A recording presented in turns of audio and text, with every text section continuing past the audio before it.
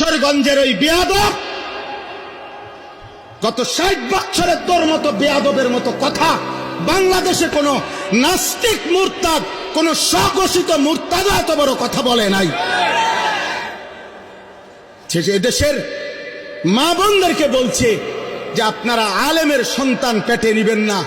আরে বেটা বেয়াদব, তোর মতো বেয়াদবকে, তোর মা বাপকে যদি কোন আলেমে দিন বিয়ে না পড়াইতো তো তুই ফজলুর রহমান কোন নেককার চরিত্রবান কোন পবিত্র নারীর ঘরে জন্ম নিতে পারতি না বেটা। তুই এখন মোল্লা চেনো না? ইসলাম এক জিনিস, মোল্লাতন্ত্র আরেক জিনিস। ইসলাম তোর আব্বার, ইসলাম তোর বাপ নাকি বেটা? হ্যাঁ, ইসলাম তুমি আনছো নাকি?